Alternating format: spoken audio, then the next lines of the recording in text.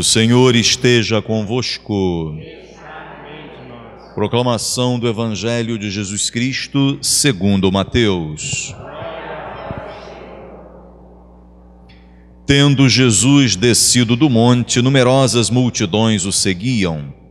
Eis que um leproso se aproximou e se ajoelhou diante dele, dizendo: Senhor, se queres, tu tens o poder de me purificar.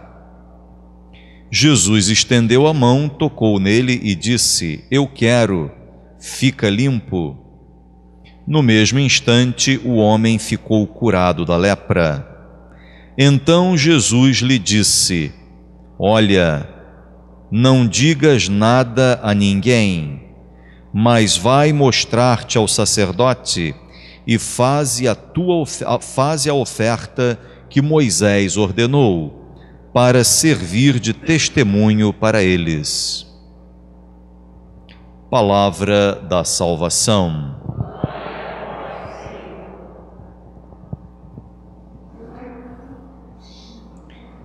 Queridos irmãos, mais uma vez festejamos o nosso padroeiro São Tomé, esse grande apóstolo de Jesus que deixou na igreja a marca do seu testemunho.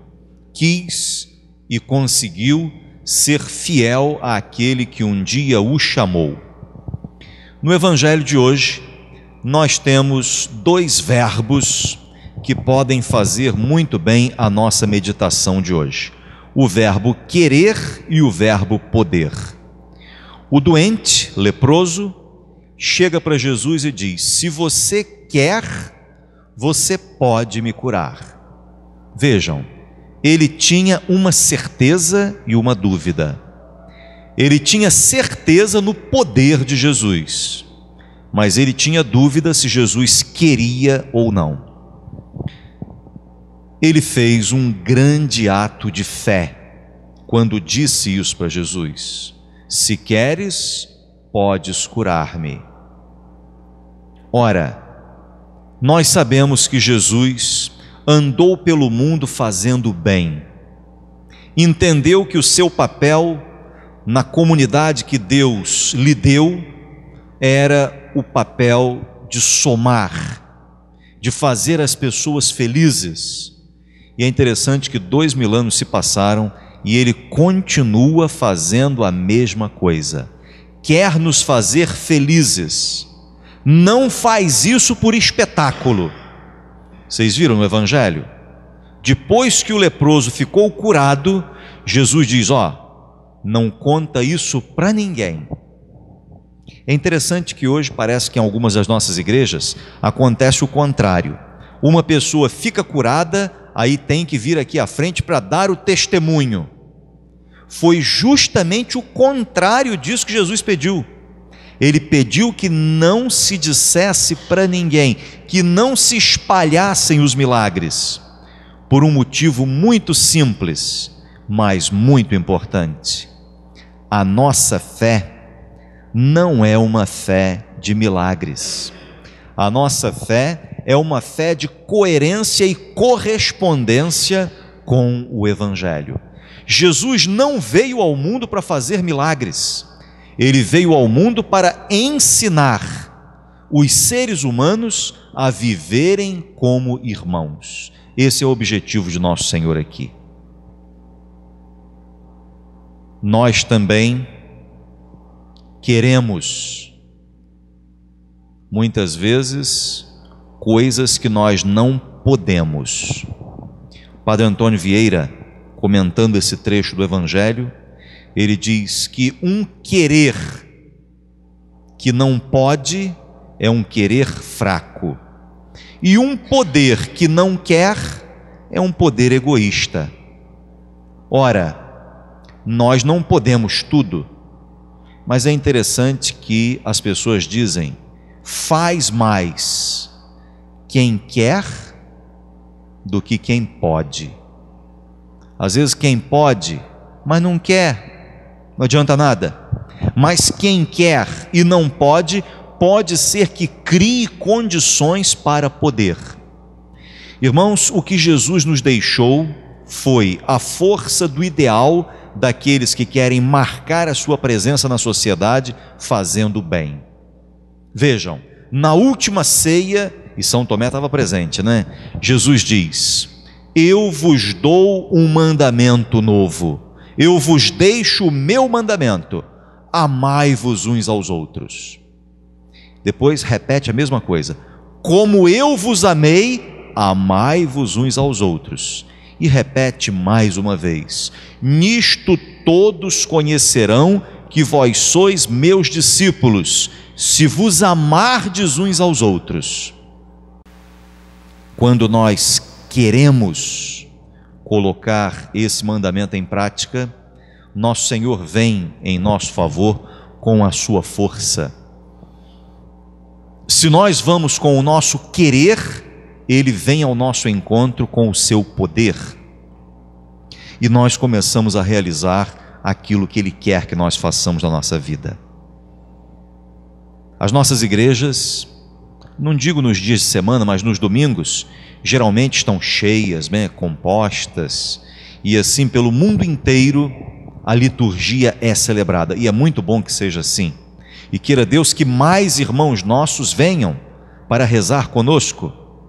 Mas, irmãos, quando Jesus falou sobre a salvação eterna, Ele não colocou como condicionante nós rezarmos muito. Aliás, não é preciso você rezar muito. Você deve rezar sempre. Não quer dizer que tenha que rezar muito.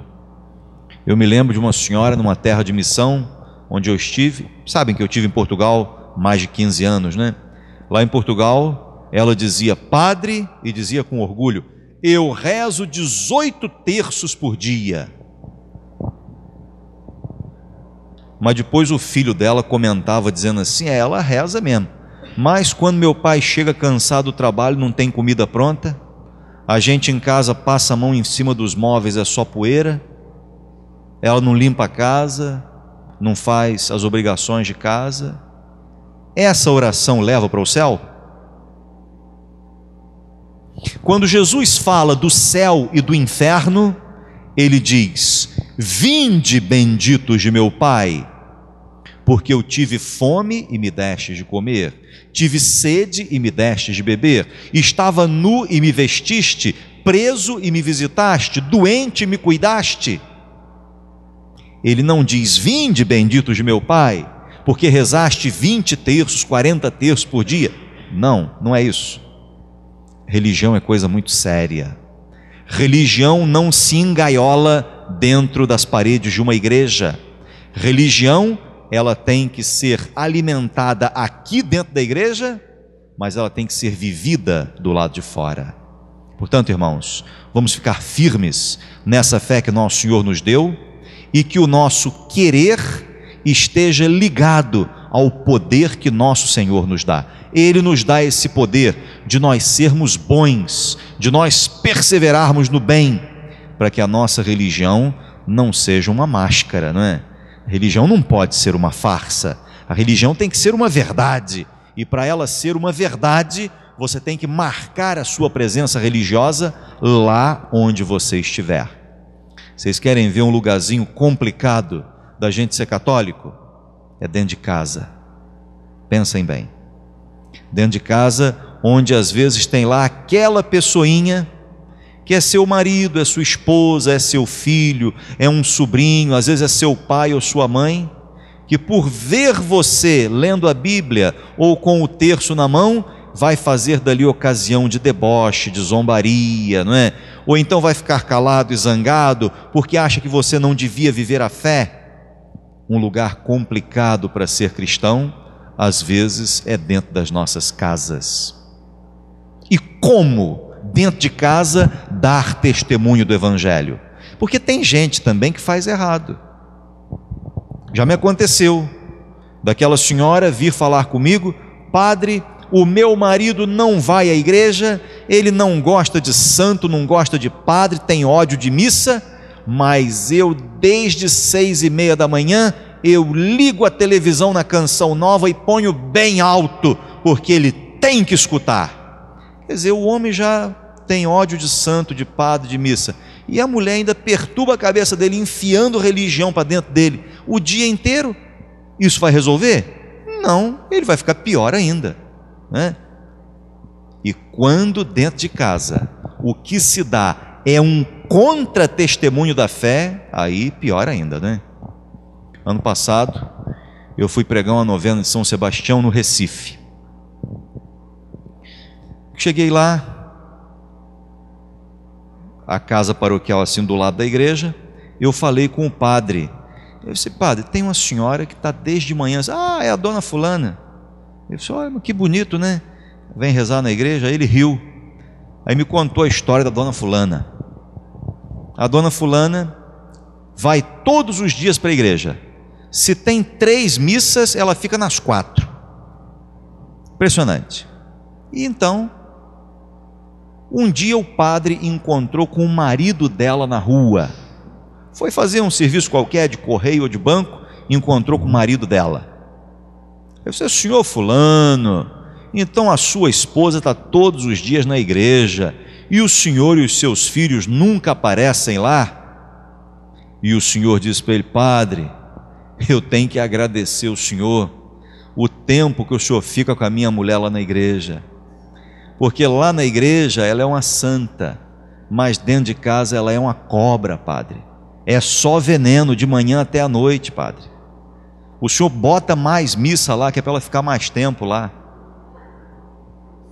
Quer dizer, na igreja, Pai Nosso, Ave Maria, Glória ao Pai, mas dentro de casa era tudo ao contrário daquilo que ela vivia na igreja. Não pode ser, irmãos. Religião é uma coisa muito séria para nós lidarmos assim com ela. Vejam, para terminar, eu já falei disso, mas vou desenvolver só um pouquinho mais. Jesus proíbe aquele homem de divulgar aquele milagre. Por quê? Porque Jesus quer que dessa nova religião que ele veio trazer ao mundo, fique não os milagres, mas o Evangelho. Os milagres não são mais importantes que o Evangelho. O Evangelho é mais importante que os milagres.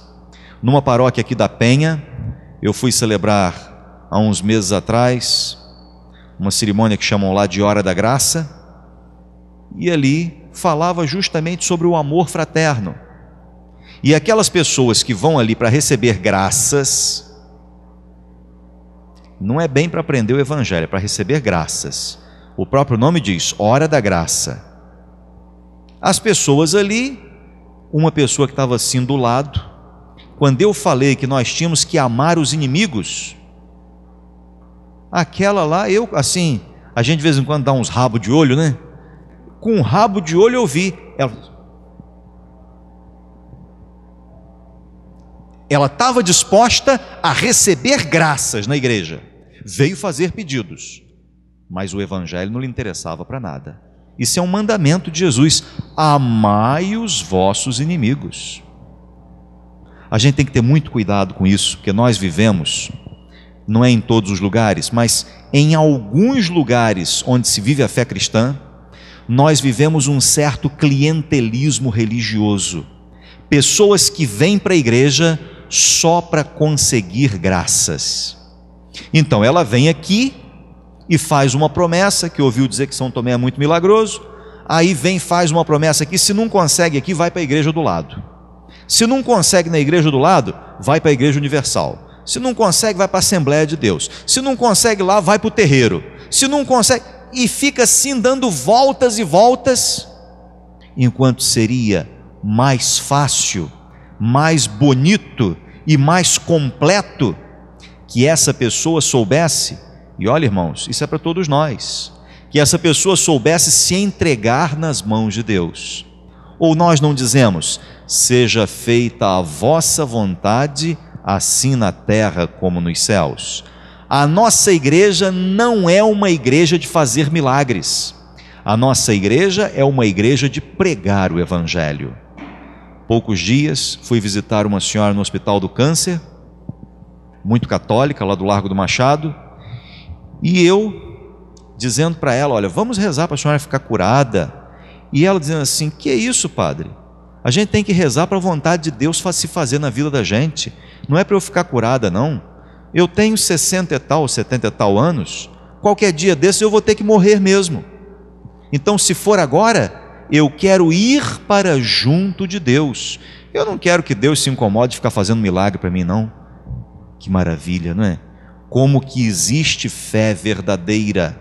Pessoas que não vêm para a igreja correndo atrás de milagres. Pessoas que querem viver na sua vida a força do Evangelho de Jesus. Esse Evangelho faz feliz.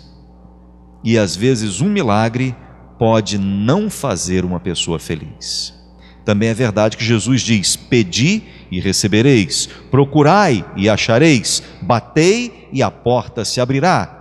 Mas antes disso, nós precisamos viver como verdadeiros adoradores de Deus. Essa é a essência da religião. Os verdadeiros adoradores de Deus são aqueles que ouvem a sua palavra e a colocam em prática.